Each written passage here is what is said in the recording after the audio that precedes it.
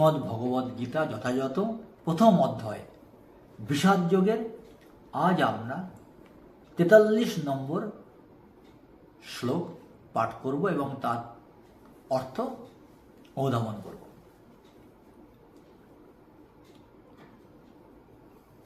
উৎসন্নকুল ধর্মানম মনুষ্যানাম জনার্দন নরকে নিয়তং বাস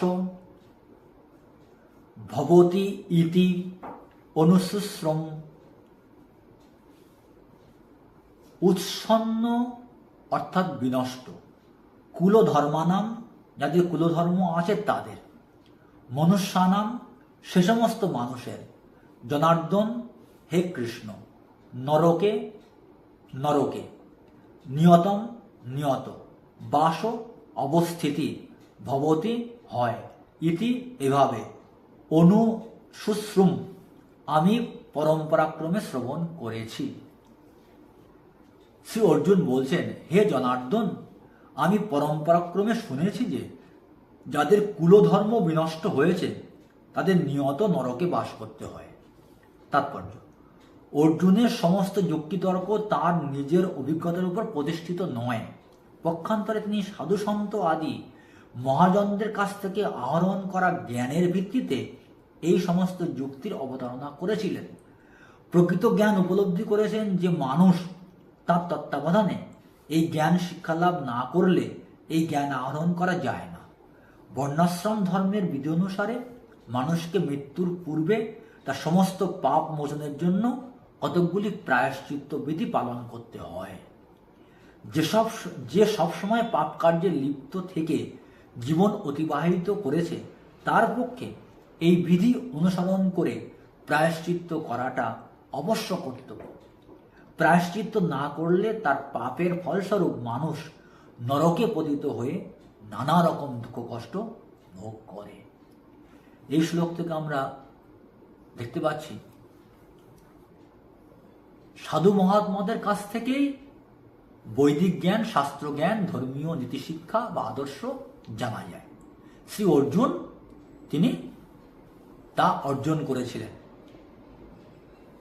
আর যে সমস্ত ব্যক্তিদের কুলের ধর্ম নষ্ট হয়, সনাতন রীতিনীতি নিয়মকানুন যারা শিখতে পারে না, যারা জানতে পারে না, সেই সমস্ত ব্যক্তিরা পাপকর্ম করে। আর পাপকর্ম করার জন্য তাদেরকে অনন্তকাল ধরে নরকে থাকতে বাধ্য করা হয়।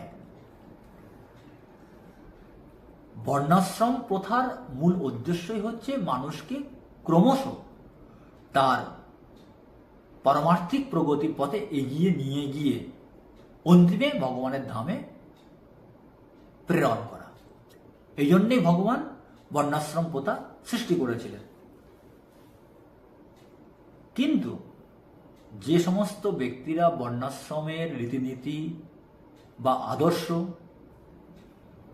পালন করেন না, নিজেদের ইচ্ছা মতো জীবনযাপন করেন এবং পাপ কার্যে লিপ্ত থেকে জীবন অতিবাহিত করেন,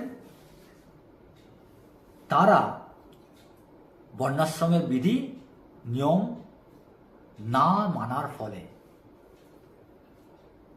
এবং তারা যে পাপকর্ম করেছেন জীবিত অবস্থায় তার যদি তারা প্রায়শ্চিত্ত না করেন,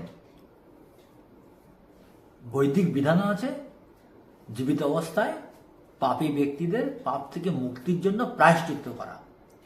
যদি তারা প্রায়শ্চিত্ত না করেন তাহলে পাপের ফলস্বরূপ সেই সমস্ত ব্যক্তিদেরকে অনন্তকাল ধরে নরক যন্ত্রণা দিয়ে অশেষ দুঃখের জীবন দান করা হয়। শ্রী অর্জুন এই বিষয়টিকে এখানে তুলে ধরেছেন। এটা আমাদের উপলব্ধি করা দরকার। নরক আছে, পাপ করলে সেই ব্যক্তিকে অবশ্যই পাপ কর্মের ফলের জন্য নরকে গিয়ে নরক যন্ত্রণা ভোগ করতে হবেই। এই শিক্ষা আমরা অর্জুনের মাধ্যমে শ্রীমদ্ ভগবদ গীতা থেকে লাভ করতে পারি। হরে কৃষ্ণ।